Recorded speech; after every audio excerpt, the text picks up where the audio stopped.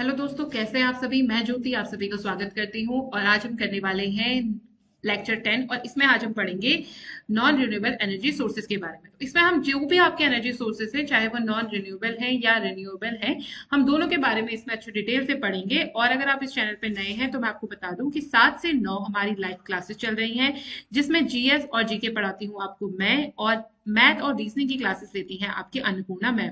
GS और GK की classes हमारी जो चलती हैं वो चलती हैं 7 से 8, और मैथ और रीजनिंग की क्लासेस चलती हैं 8 से 9। डेली आपकी लाइव क्लासेस होती हैं। कुछ दिन मैं आउट ऑफ स्टेशन हूँ, इसीलिए आपकी जो जीएस की क्लास है वो आपकी लाइव ना होगी, आपकी रिकॉर्डेड रहेगी।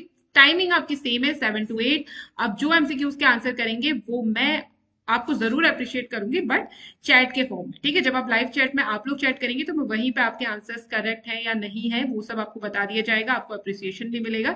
तो ज्यादा टेंशन मत लीजिए और ज्यादा डिसअपॉइंट भी मत होइए कि मैम 2-4 दिन लाइव क्लास नहीं लेंगी, लेकिन आपकी डेली आपकी रिकॉर्डेड आपको क्लास मिलती रहेगी, ठीक है। तो चलिए स्टार्ट करें। तो देखो, जो आपके एनर्जी रिसोर्सेज हैं वो आपके 2 टाइप्स के होते हैं। एक होते हैं आपके रिन्यूएबल एनर्जी रिसोर्सेज और एक होते हैं आपके नॉन रिन्यूएबल एनर्जी रिसोर्सेज।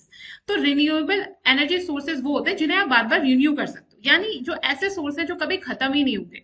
तो वो क्या है, बार बार आप उसको रिन्यू कर सकते हो, आपके पास उसके असीमित, मतलब वो रिन्यू आप उसे कर सकते हो। नॉन रिन्यूएबल एनर्जी आपकी वो हो गई जिससे आप बार बार रिन्यू नहीं कर सकते हो, जिसके आपके पास लिमिटेड सोर्सेस हैं, जैसे कि हो गया आपका कोल, न्यूक्लियर, ऑयल हो गया, नेचुरल गैस हो गई। तो ये सारी चीजें आ जाएंगी आपकी नॉन रिन्यूएबल एनर्जी रिसोर्सेज में। तो एक एक करके हम इनको पढ़ेंगे। तो देखो, जैसे रिन्यूएबल जो रिसोर्सेस होते हैं उसमें आ गया आपका मेनली आपके 4 टाइप के जो रिन्यूएबल रिसोर्सेस हैं वो होते हैं, जैसे कि आपका सोलर हो गया, विंड हो गया, वाटर हो गया, और आपका बायोमास या organic material from plant and animals. देखो, बायोमास वो होता है जो हमारे ऑर्गेनिक मटेरियल जैसे कि प्लांट और एनिमल्स का जो वेस्ट होता है उससे जो आपकी एनर्जी जनरेट की जाती है वो कहलाती है आपकी बायोमास एनर्जी, ठीक है। जैसे कि आपका बायोगैस हो गया, biogas is an example of biomass energy. अब हम इसमें देखेंगे type of non renewable energy के बारे में। तो नॉन रिन्यूएबल एनर्जी के जो टाइप्स होते हैं, ये जो आपके नॉन रिन्यूएबल एनर्जी है इसे हम फॉसिल फ्यूल भी कहते हैं। फॉसिल फ्यूल इसलिए कहते हैं क्योंकि ये जो फ्यूल है वो आपका बना कैसे, ये जो आपका फॉसिल फ्यूल बना वो हुआ क्या कि आज से हजारों करोड़ों साल पहले जो पृथ्वी पर, जैसे अभी आपके नेचुरल डिजास्टर्स आते हैं, जैसे कि आपका अर्थक्वेक आता है या भूस्खलन हो जाता है, तो उसमें क्या होता है, जो जीव जंतु है यानी जो आपके एनिमल्स हैं, जो प्लांट्स हैं, वो सारे क्या होते हैं, मिट्टी के नीचे दब जाते हैं। फिर वो मिट्टी के नीचे दब गए, उसके ऊपर और ज्यादा प्रेशर बनता गया उस पे, और पृथ्वी पे क्या है, नीचे बहुत ज्यादा हीट है, तो हीट इंक्रीज हुई, प्रेशर पड़ा, तो उससे क्या हुआ, वो जो ऑर्गेनिक मटेरियल था वो सारा का सारा चेंज हो गया, किसमें मोस्टली था, वो चेंज हो गया आपके फॉसिल फ्यूल में। तो ये जो फ्यूल है वो फॉसिल से बना है, इसीलिए हम इसे क्या कहते हैं, फॉसिल फ्यूल कहते हैं। इसके एग्जांपल्स में आपका आगे जैसे कोल हो गया, ऑयल हो गया, नेचुरल गैस हो गया, केरोसिन हो गया। तो ये सारे आपके क्या हो गए, आपके फॉसिल फ्यूल के एग्जाम्पल्स हैं, आप इसको याद रखेंगे, ठीक है। तो सबसे पहले अब हम पढ़ेंगे नेचुरल गैस के बारे में। तो नेचुरल गैस आपकी क्या है, एक गैसियस फ्यूल है जो कि गैस फॉर्म में होती है। तो नेचुरल गैस के 2 बेसिक एग्जांपल्स हैं जिनको हम डेली यूज करते हैं। एक तो हो गया एलपीजी, जो आपकी लिक्विडिफाइड पेट्रोलियम गैस है, जिससे हम क्या चलाते हैं, घर में गैस जलाते हैं, खाना बनाते हैं। तो हमारे जो सिलेंडर्स होते हैं उसमें कौन सी फ्यूल भरती है, आपकी एलपीजी गैस होती है। दूसरा, जो आपके आजकल जो आपके व्हीकल्स हैं उनमें, व्हीकल्स में जो आपकी गैस होती है वो होती है आपकी सीएनजी, यानी कि कंप्रेस्ड नेचुरल गैस, ठीक है। तो इनकी फुल फॉर्म भी याद रखना, एलपीजी की हो गई लिक्विडिफाइड पेट्रोलियम गैस, और सीएनजी की हो गई कंप्रेस्ड नेचुरल गैस। अब देखो, ये जो आपका सीएनजी है, कई बार इसमें क्वेश्चन पूछ लिया जाता है कि नेचुरल गैस में मेनली कौन सा कंपाउंड होता है। तो मेनली जो इसमें एलिमेंट होता है या कंपाउंड होता है वो होता है आपका मीथेन, ठीक है। कौन सा कंपाउंड होता है आपका, मीथेन। तो ध्यान रखना, ये आपका क्वेश्चन इंपॉर्टेंट है। और आपकी नेचुरल गैस किसमें यूज होती है, कुकिंग में यूज होती है, इलेक्ट्रिसिटी जनरेशन में यूज होती है, और एज अ फ्यूल जो व्हीकल है उनमें फ्यूल के रूप में भी यूज होती है। कई सारी जो आपकी गाड़ियां हैं वो सीएनजी पे चलती है, ठीक है। अगर आप दिल्ली वगैरह गए हो तो दिल्ली में जो आपके जो मोस्टली जो ऑटो चलते हैं ना, वो आपके सीएनजी वाले ऑटो है। अगला जो आपका फॉसिल फ्यूल है वो है आपका कोल। ये देखो, ये है आपका ब्लैक कलर का कोयला, ठीक है। तो कोल क्या है, आपका एक सॉलिड फॉसिल फ्यूल है, और ये आपके किससे होते हैं, जैसे कि जो आपका प्लांट मटेरियल होगा, जैसे कि ट्री प्लांट्स हो गए, फर्न्स हो गए, वो क्या होते हैं, जब बहुत ज्यादा हाई प्रेशर में और बहुत करोड़ों वर्षों तक वो क्या कहते हैं, उस हाई प्रेशर में रहते हैं, हाई हीट में रहते हैं। तो उससे क्या होता है, वो चेंज हो जाते हैं। किसमें चेंज हो जाते हैं? आपके कोल में चेंज हो जाता है, आपका जो ऑर्गेनिक मटेरियल होता है। बेसिकली आपका प्लांट से बनता है, ठीक है। प्लांट का जो आपका फॉसिल है वो आपका टाइम के एक बहुत लंबे समय के बाद क्या बन गया, आपका कोल में बन गया। अब इस कोल को हम क्या कर रहे हैं, एज अ फ्यूल यूज कर रहे हैं। किस काम में एज अ फ्यूल यूज करते हैं? टू जनरेट इलेक्ट्रिसिटी, और फैक्ट्रीज में यूज होता है। जो स्टीम के इंजन होते हैं आपके, उसमें यूज होता है आपका कोल, ठीक है। पहले से जो रेलगाड़ियां वगैरह चलती थी आपकी, वो भी कोल से चलती थी। अब देखो इसके बाद अगला है आपका पेट्रोलियम। पेट्रोलियम में आ गया आपका जैसे डीजल हो गया, आपका केरोसिन हो गया, कुकिंग ऑयल हो गया।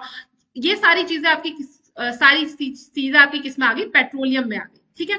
तो पेट्रोलियम में आपका मिनरल ऑयल, क्रूड ऑयल, ये सारी चीजें पेट्रोलियम में आती है। तो ये भी आपका क्या है, जो आप जब आपका फॉसिल फ्यूल बना, उसी में आपका एक फ्यूल क्या बना? पेट्रोलियम बना। और इसको हम किस में यूज करते हैं? व्हीकल्स में यूज करते हैं। व्हीकल्स आपके जो होते हैं वो कुछ आपके डीजल व्हीकल होते हैं, कुछ आपके पेट्रोल से चलने वाली गाड़ियां होती है। तो ये आपको क्या है, ये हो गया आपका एक फॉसिल फ्यूल का एग्जाम्पल जो है आपका पेट्रोलियम, ठीक है। इसको याद रखना।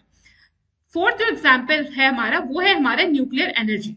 देखो न्यूक्लियर एनर्जी में यूज होता है आपका यूरेनियम। यूरेनियम आपका एक एलिमेंट है जिसका यूज किया जाता है as a fuel in nuclear reactor. तो न्यूक्लियर रिएक्टर में जब हम यूरेनियम का यूज करते हैं तो वहां एक प्रोसेस कराई जाती है जिसको बोलते हैं न्यूक्लियर फिशन, ठीक है। हिंदी में से बोलेंगे नाभिकीय विखंडन। तो न्यूक्लियर फिशन के माध्यम से, न्यूक्लियर फिशन करा के क्या होता है, जब न्यूक्लियर फिशन होता है तो एनर्जी जनरेट होती है। तो एनर्जी जनरेट होती है जिस एनर्जी को यूज किया जाता है आपके बाकी कार्यों के लिए। जैसे हम और चीजें यूज करते हैं ना इलेक्ट्रिसिटी प्रोड्यूस करने के लिए, तो यही एनर्जी फिर किस में यूज होती है? आपकी इलेक्ट्रिसिटी प्रोड्यूस करने में होती है। तो इस प्रकार हम क्या करते हैं, न्यूक्लियर एनर्जी को यूज करते हैं। अब जो यूरेनियम है इसके रिसोर्सेज भी क्या है, लिमिटेड है। तो इसीलिए जो आपकी न्यूक्लियर एनर्जी है वो भी आपकी किस में आती है, आपकी ये नॉन रिन्यूएबल एनर्जी में आती है, ठीक है। लेकिन ये फॉसिल फ्यूल का पार्ट नहीं है, ठीक, ये ध्यान रखना। चलिए आगे बढ़ते हैं। अब हम देखेंगे कि एडवांटेज क्या है नॉन रिन्यूएबल एनर्जी के, यानी क्या क्या फायदे हैं नॉन रिन्यूएबल एनर्जी के। तो देखो ये जो आपके नॉन रिन्यूएबल एनर्जी, इसकी डीजल ऑयल है, पेट्रोल है, ये क्या है, अफोर्डेबल है और एक्सेसिबल है। यानी आपको हर जगह डीजल पेट्रोल मिल जाएगा, ठीक है, इजीली सबको मिल जाता है और अफोर्डेबल भी है, सब लोग इसको खरीद भी सकते हैं, यूज कर सकते हैं। दूसरा है आपका कि नॉन रिन्यूएबल एनर्जी के जो सोर्सेस हैं, हाँ ये आपकी वो हो गए एक्सेसिबल है, और दूसरा कंपैटिबल है विद एग्जिस्टिंग इंफ्रास्ट्रक्चर। यानी जो अभी एग्जिस्टिंग जो इंफ्रास्ट्रक्चर है उसके साथ क्या है, ये कंपैटिबल है।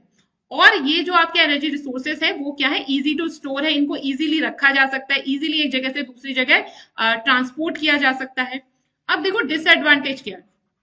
मेन जो नॉन रिन्यूएबल एनर्जी का डिसएडवांटेज है वो है कि एक तो इसके जो बाय प्रोडक्ट्स होते हैं वो क्या होते हैं, हमारे एनवायरमेंट को बहुत ज्यादा डैमेज कर रहे हैं, ठीक है। कि जो आपकी गाड़ियां चलती है डीजल की, पेट्रोल की, तो उससे क्या होता है, जो बहुत ज्यादा धुआं निकलता है उसमें क्या होता है, उसमें कार्बन डाइऑक्साइड की मात्रा बहुत ज्यादा होती है, जिससे क्या होता है हमारा जो एनवायरमेंट है वो पॉल्यूट हो रहा है।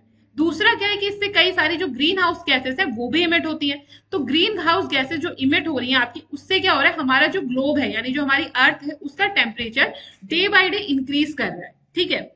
अब वो इंक्रीज करेगा तो उससे क्या होगा, जो आपके ग्लेशियर है वो टाइम से पहले मेल्ट होने शुरू हो जाते हैं। तो टाइम से पहले वो मेल्ट होंगे तो उनका जो पानी है वो किस में जाएगा, आपकी समुद्र में जाएगा। समुद्र में अगर उसका पानी जाएगा तो सी लेवल क्या होगा, वो इंक्रीज करेगा। सी लेवल इंक्रीज करेगा तो उससे जो भी आपके सी के आसपास वाले जो एरियाज हैं वो क्या होंगे, धीरे धीरे करके डूबने लग जाएंगे, ठीक है। तो ये आपका पूरा इम्पैक्ट पड़ रहा है। तो इसका मेन आपका जो डिसएडवांटेज है वो यही है कि ये क्या करता है, एनवायरमेंट को बहुत ज्यादा डैमेज करता है। दूसरा डिसएडवांटेज ये है कि नॉन रिन्यूएबल एनर्जी हमारे पास के लिमिटेड सोर्स है। अगर ये सोर्स खत्म हो गए तो फिर हम इसको दोबारा नहीं हमें मिलेंगे, ठीक है। कोल हमारे पास लिमिटेड है, हमारे पास जो नेचुरल गैस है वो लिमिटेड है, हमारे पास जो फॉसिल फ्यूल है वो लिमिटेड है। तो वो एक बार अगर हमने खत्म कर दिया जल्दी जल्दी तो फिर वो आगे की जो जनरेशन होगी उनके लिए फिर वो एनर्जी नहीं बचेगी। उसके बाद अगला क्या है कि इनका जो ट्रांसपोर्टेशन है, माइनिंग है और जो एक्सट्रैक्शन की जो एक्टिविटी होती है ना, उसमें बहुत सारे एक्सीडेंट हो जाते हैं, ठीक है, कई सारे एक्सीडेंट होते हैं उसमें। तो ये भी क्या है, इसका एक डिसएडवांटेज है। अब हम बात करेंगे आपके रिन्यूएबल एनर्जी रिसोर्सेज की, यानी ऐसे एनर्जी रिसोर्सेज जिनको आप बार बार यूज कर सकते हो, इनके सोर्स ऐसे हैं कि खत्म ही नहीं होंगे। तो इसमें पहला जो सोर्स है वो है आपका सोलर एनर्जी। देखो सोलर एनर्जी हमें मिलती है सन से।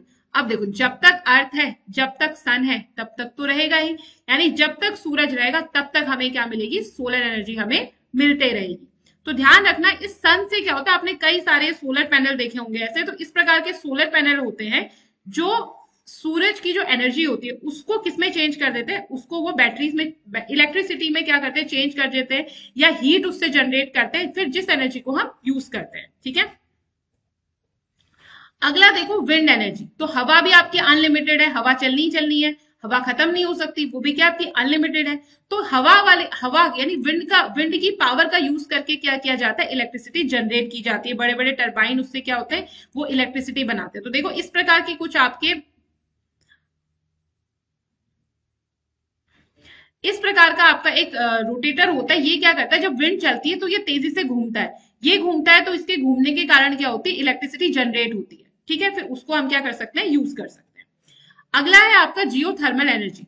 तो जियोथर्मल एनर्जी का मतलब होता है कि earth has its limited energy stored in it, the energy that is generate from the thermal energy stored in the earth is called geothermal energy.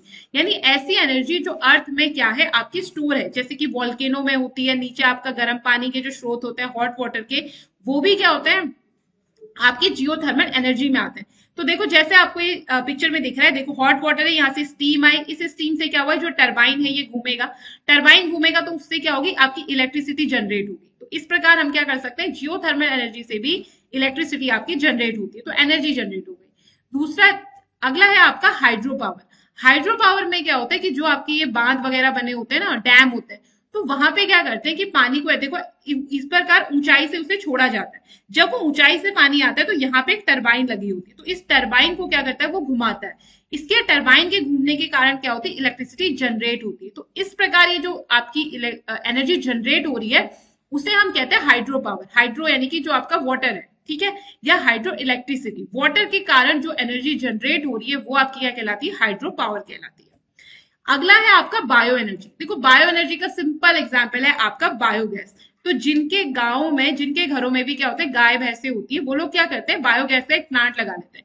इसमें जो भी आपका किचन वेस्ट है, आपके जो आपके एनिमल्स हैं उनका जो वेस्ट है, ठीक है, उनका जो एक्सक्रिएशन का जो प्रोडक्ट है, यानी जो गोबर वगैरह है, वो सब इसमें डाल दिया जाता है, और इससे क्या होता है, फिर आपकी गैस जनरेट होती है। ठीक है, तो इस जो एनर्जी जनरेट होती है उससे भी आप क्या कर सकते हो, उसको भी यूज किया जा सकता है इलेक्ट्रिसिटी में, और cooking gas, as a cooking gas भी हम क्या कर सकते हैं, इसको यूज कर सकते हैं। तो ये कहलाती है आपकी बायो एनर्जी। अब देखो, अब बात करते हैं इंपॉर्टेंस ऑफ रिन्यूएबल एनर्जी, यानी जो रिन्यूएबल एनर्जी है उसकी इंपॉर्टेंस क्या है। तो इसके जो एनर्जी सोर्सेस है वो क्या है, क्लीन होते हैं, यानी इनसे कोई भी आपका ऐसे बाय प्रोडक्ट नहीं निकलते जो एनवायरमेंट को डैमेज करे। ठीक है, किसी भी प्रकार का ये ग्रीन हाउस गैसेस को इमिट नहीं करती, कोई भी आपका पॉल्यूशन जो मटेरियल है उसको ये इमिट नहीं करती बाय प्रोडक्ट के रूप में। तो जो आपके रिन्यूएबल एनर्जी होती है वो कैसी होती है, आपकी क्लीन एनर्जी। इसके बाद देखो, अगर क्या होगा, जो रिन्यूएबल एनर्जी है, अगर उसके सोर्सेज बढ़ेंगे, आप उनको यूज करने के तरीके बढ़ेंगे, तो उससे क्या होगा, हमारी जो डिपेंडेंसी है फॉसिल फ्यूल में वो कम हो जाएगी, और फॉसिल फ्यूल के जो सोर्स है वो लंबे समय तक क्या होंगे, फिर चलेंगे, और ये क्या एनवायरमेंटल फ्रेंडली भी है। ठीक है, चलिए अब कर लेते हैं कुछ एमसीक्यूज। आप इसके आंसर मुझे कमेंट बॉक्स में देना। विच of the following is a non renewable source of energy. Option दिए गए हैं विंड पावर, सोलर पावर, कोल और टाइडल पावर। आपको ये बताना है कि इनमें से कौन सा एनर्जी का सोर्स नॉन रिन्यूएबल है। तो आंसर करो। इसका सही आंसर है ऑप्शन सी, कोल। ठीक है, अगला क्वेश्चन है nuclear energy is obtain from the. Nuclear energy कहां से ऑब्टेन होती है, सन से, फॉसिल फ्यूल से, विंड से, या यूरेनियम से। Which one is correct among them. तो the correct answer is option D, uranium. ठीक है, अगला क्वेश्चन है which of the following is the renewable source of energy.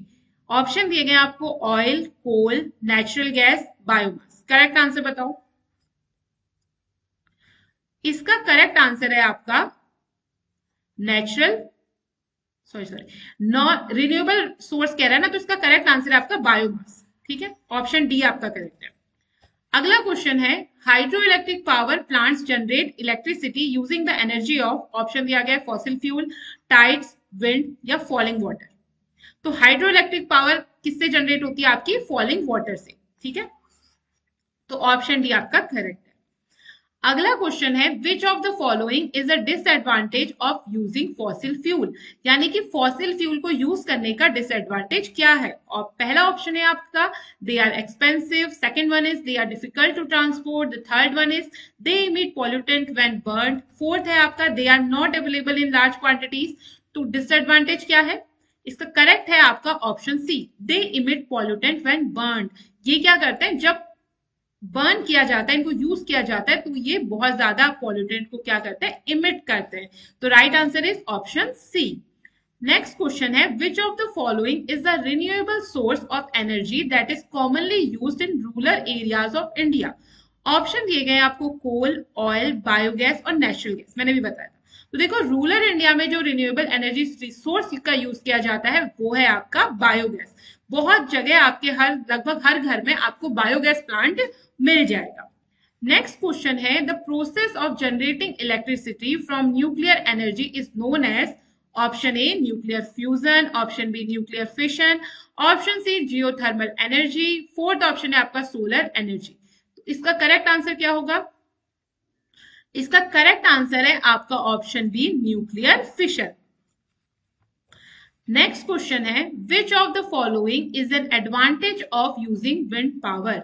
Option दिया गया option A it is always available, it is cheap to produce, it does not emit pollutant, it require a large amount of land. तो आपसे पूछा गया है कि wind power use करने का एडवांटेज क्या है, तो कौन सा एडवांटेज है, इसका एडवांटेज है कि it does not emit pollutant, ये किसी भी प्रकार का पॉल्यूटेंट इमिट नहीं करती है, ये एडवांटेज है। ठीक है, नेक्स्ट क्वेश्चन है which of the following is a disadvantage of using solar power. पहला ऑप्शन है it is expensive to produce, B option it is not reliable in all weather condition, option C it emits pollutant, option D it require a large amount of land. इसमें से कौन सा correct option है बताइए।